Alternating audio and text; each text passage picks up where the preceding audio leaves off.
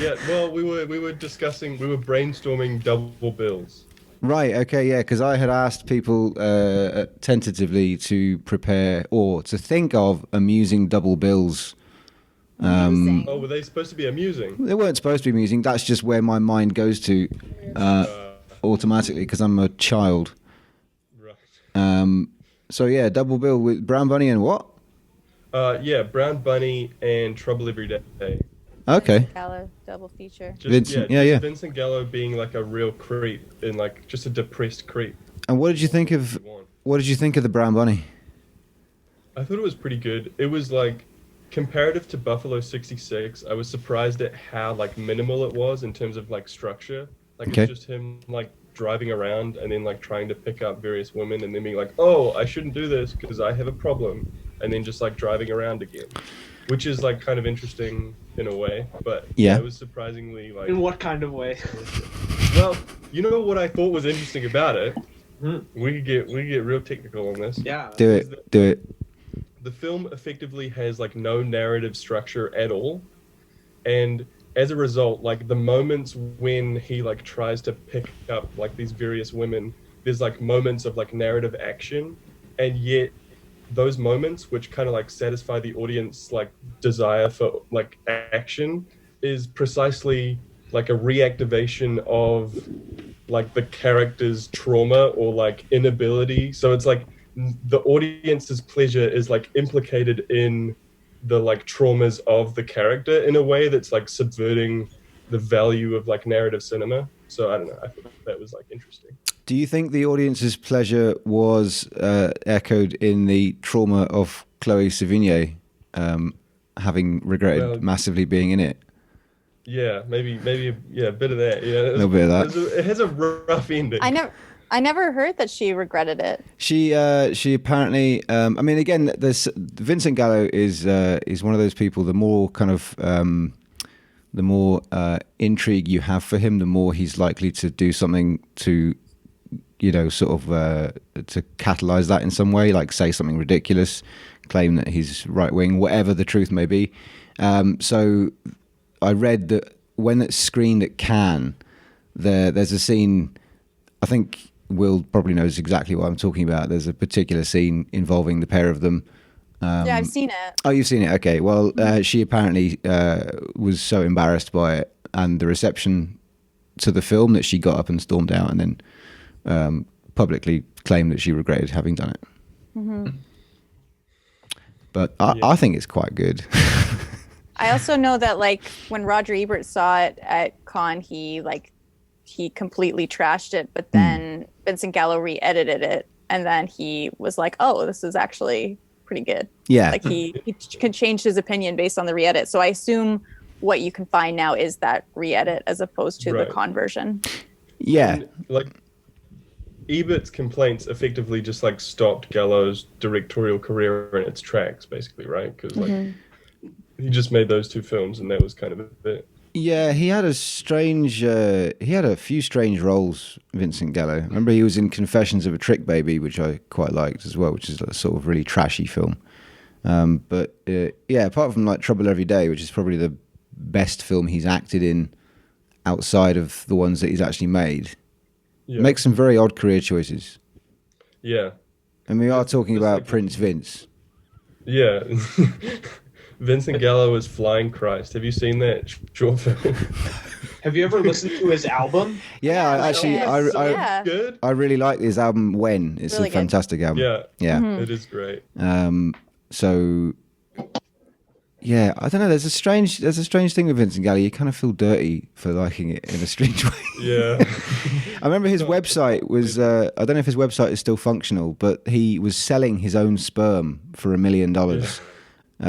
He was selling his own clothes for ridiculous amounts of money. I went to see him once in concert, and he was selling handmade T-shirts outside for £70, which is about $100.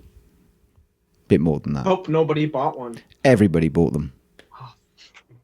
Oh, Owen's wearing it right now. I know that because I queued up to get one, and then they were all sold out. I think with characters like that, Like you think it's all some kind of performance art act, but then usually it ends up that this is really just how this person interacts and experience, like legitimately. Like even with, remember that mockumentary with Joaquin Phoenix where he was supposed to be really weird? Oh, I'm not still here. here. Oh, Yeah, I'm and still then here. Sorry, yeah. And then it was like, oh, it's all fake. But then now whenever you see him give an award speech, it's like, was it fake though? Yeah. Or is he actually just that weird? Yeah, I think there's a good chance he might be that weird. I mean, he's somebody as well that's kind of like walking that line between, A-list celebrity and trying to subvert that in some way by, bringing kind of more method and meaning into the roles that he does. I don't know if he's necessarily equipped to kind of like to walk that line. Oh, he's also in Walk the Line. Cross promotion here. Yeah, exactly. But I mean, to his credit, he's not quite as monosyllabic as most celebrities are when you put them into a awkward situation where their films have kind of, generated a lot of controversy. Anyway, that would have been a great double bill, William. No. I had one good idea that would have been best at this past New Year, and I don't know if any of y'all have seen either of these movies, but 2019 Bronx Warriors, followed by 2020 Texas Gladiators, which are both like Mad Max kind of ripoffs from the 80s of like dystopian gang warfare sort of things. Okay. And they're both they're those, B-movie hide my money that I've made somewhere kind of movies that are kind of slow at times, but then are just brilliant because they don't have enough money to actually do effects and stuff. So they come up with some really janky, fun special effects. So if that's the kind of movie you like, that would be an excellent double feature. I like it. I'm interested. Yeah. I'd probably pay towards that, or at least I'd look for it online. Yeah, I think 2020 Texas Gladiators is the whole thing's on YouTube. Okay. That's a good sign. Right? I know. I think we're pretty close to 2020 Texas Gladiators in real life, so it's no great. doubt. Yeah. In fact, I think that's what I'm going to call you from now on, Kalan. Oh, The nice. Texas Is the Texas Gladiator. Should the theme of this podcast just be like nicknames for people? Absolutely. If that's where it goes, then that's where it goes. I'm not going to stop this train. Lucy, did you have a preferred nickname? No, I hoped you've been assigning them so far, so I just thought it would. People have been just gifting them me. I haven't. We'll wait until the moment it presents itself, I guess, eh? Perhaps. Yeah. What about the seamstress? That's kind of like a superhero name. I don't know. Let's keep thinking. Let's keep looking. Let's keep working it. Let's keep working. Yeah. Okay. Fair enough. I mean, the seamstress Owen. also sounds like it could be like, I don't know why it sounds like a sexy European movie or something. Or a murderer Or both. who sews people into their own clothes. I like that. Into mattresses or something. Yeah, exactly. Yeah. In a hotel in, I don't know, somewhere in not Paris, France. Like anywhere that's not Paris, some like Nice. remote French village, and you stay in this hotel and you're like, this is a wonderful mattress. Like, how did you get them so soft? And then it just dovetails from there. I think this is how the film In Fabric got made. It was Peter Strickland just having a Zoom chat with some pals, and they were like, it'd be funny.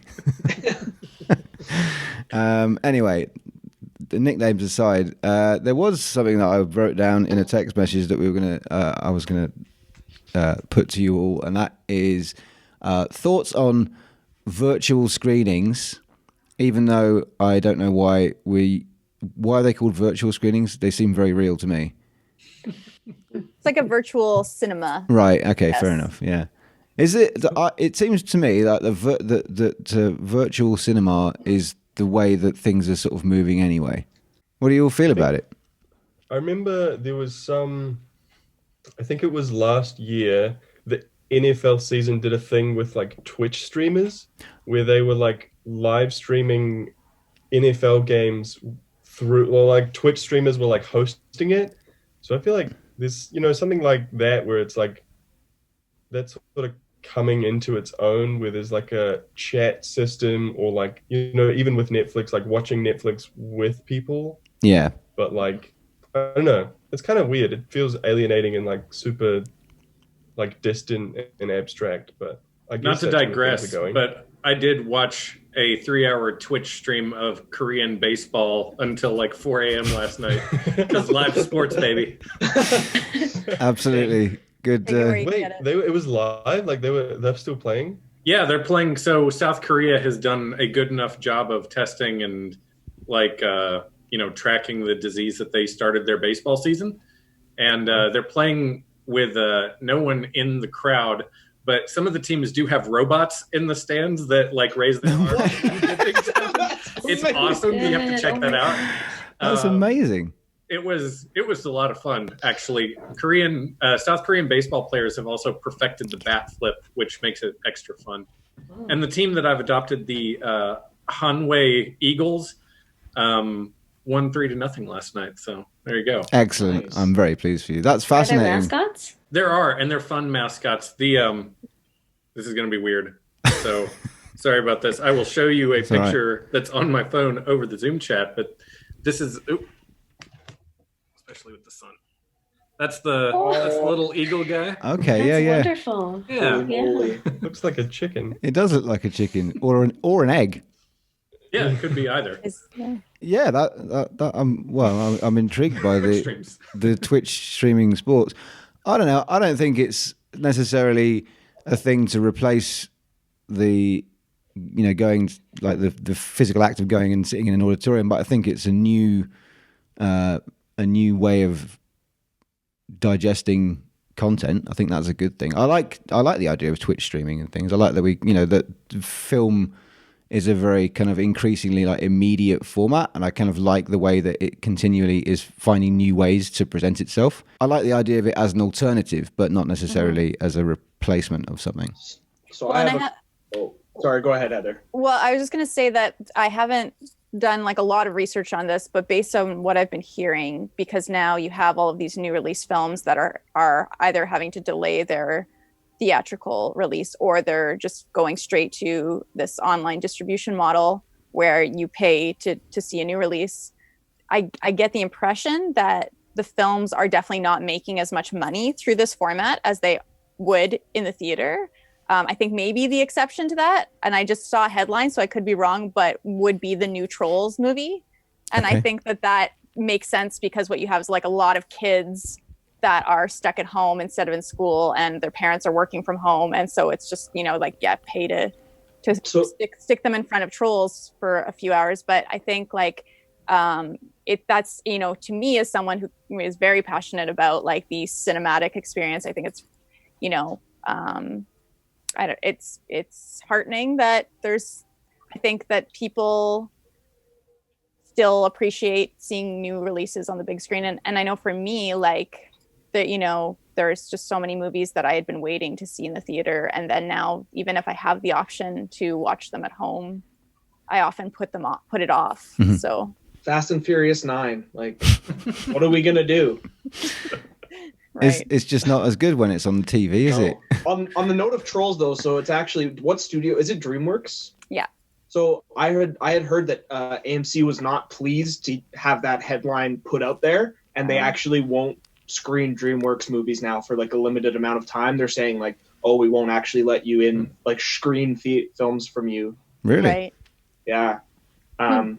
Although, and it's on that note too, I know that, well, it's interesting because all these studios are delaying, but I know that they're still planning on releasing the new Tenet is still technically coming out currently, and they haven't delayed it at all. That's the new Christopher Nolan film, isn't it? Yeah, and it's supposed to come out in June, and I think they're just, I don't know what they're not delaying it. The other thing too that I know existed before this, but like certain podcasts are like watch along podcasts. So they'll be like, oh, we're going to start here, and you start, and it's kind of a running commentary over the film as you watch it, which is kind of another form of virtual screening. And it's not necessarily limited to kind of a specific platform, Mm-hmm. but then obviously you have to have the film yourself. So I think those are is that what you mean, like a sort of turkey shoot kind of thing?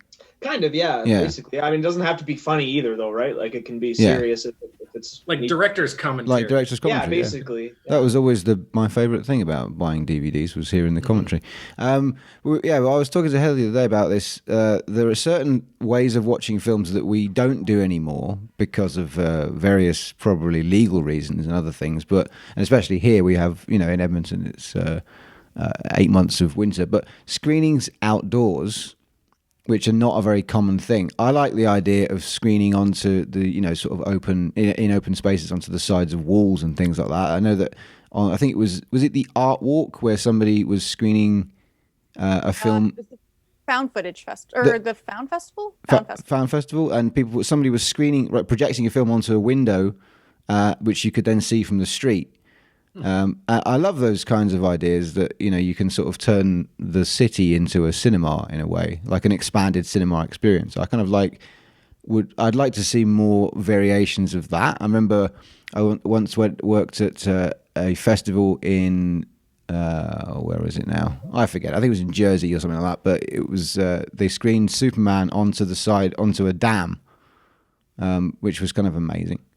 But I think there's a lot of options, a lot of scope for doing, really kind of interesting screenings in really weird places, like kind of like a drive-in. Yeah, the first time I saw the Saddest Music in the World, the Guy Madden movie, it was being screened in a parking lot in downtown Edmonton. And it was weird because they weren't using a traditional screen. They had a big piece of fabric that was like iridescent white. And so it was a really optically weird thing to watch because it was reflecting light at the same time as having this image projected on it. But we're in a geographically very awkward place to do outdoor screenings where when it's warm enough for people to go outside, the sun doesn't set till 11 p.m. And so you can't actually project things until later. And then you're dealing with a sound issue where you have sound that could be like a noise issue for other people. So there's basically, if you want to do it, you have to do it on a good day in April or a good day in September or something. Yeah. I kind of like the idea. I was chatting with Derek Clayton a little while ago about the idea of screening car movies at the racetrack where people convene on the outskirts of Edmonton. They just sort of all bring their, old sort of souped up muscle cars, car collectors, people like that, and I kind of have a weird sort of fascination / fetish for collections of old cars. I just want to touch them because I know I can't afford them. Screening things, things like death proof events like that. But I guess the complication is how do you deal with licensing, liquor licensing, food, all those other things. If you wanted to go guerrilla with it, I think you could easily project an old public domain silent movie onto a random property, and you can do that at any time of night. But then it limits. You have to be interested in watching and screening silent movie. Was I telling you guys last week that I watched Hugo with Rowan? And no. So I hadn't seen it, but it was kind of cool because there's all these scenes from old silent movies in it. Mm-hmm. And I felt like that was a good introduction to silent film, and that maybe we could try watching, see how she would respond to watching some old silent movies together. Yeah. So on Thursday night, I wanted to watch the Buster Keaton movie Sherlock Jr. Mm-hmm. And she wasn't super excited about it. But actually, this is a perfect segue because how I got her to watch it with me is we made it a drive-in movie theater for her Barbies. So her Barbies have this convertible car, and they then we set it up so that the TV screen was their movie theater. That's amazing. And then they and we watched the whole thing. So very cool. A tip for parents out there. Huge life hack. Yeah. That's really interesting. Hugo's the film that my friend Paul worked on as well. He was the magic consultant on the film. Is he a magician? He is. Holy cow! Yeah, he's a magician. He was a magician early in his career. That was the first job he ever had. He's never had a job other than being a magician or a stage illusionist. And he got into stage illusionism. So he did lots of Broadway and West End productions like Ghost, things that required, kind of like mechanical feats that you would sort of look at in disbelief in the theatre. So making it, like, in Ghost, when he's trying to figure out how to flick the coin, and he can't, he keeps flicking through it. So they used a can of Coke that the actor could wave his hand through. So it was about creating this illusion on stage that you could see and would do that. He worked on, I think it was Macbeth, with Kenneth Branagh in I'm going to forget the name now, but there's a sort of the Armory in New York, and they needed to have a levitating knife. So little things like that. That's what he does, is figure out how to do that. And I worked with him when I went back to England in 2013. He was asked by I can't remember his name, Jamie something or other, who did a few very popular West End plays and productions. He was going to be working on the new production of a stage play for Back to the Future. So they had to figure out how to make a car disappear. So I was there with them filming and taking sort of production photography on the day when they were trying to figure out different methods of making it disappear. So there's, it's amazing, like, looking at how he brings together all these ideas to try and create that illusion. And the other thing, actually, the coolest thing, I don't know did you ever see the flying, I can't remember what company it was. It was a German company that created inflatable cars. And they built these sort of amazing replicas of cars, like BMWs, whatever it may be, and they're inflatable, but you can't tell when they're inflated. They look like a real car. So they built this inflatable car and put little drones on the bottom of it so that it would float and then fly around the theatre. And I have this amazing footage of a BMW just flying around a theatre in London. It's like, anyway, almost as good as real magic. Almost as good as real magic, which of course is definitely real.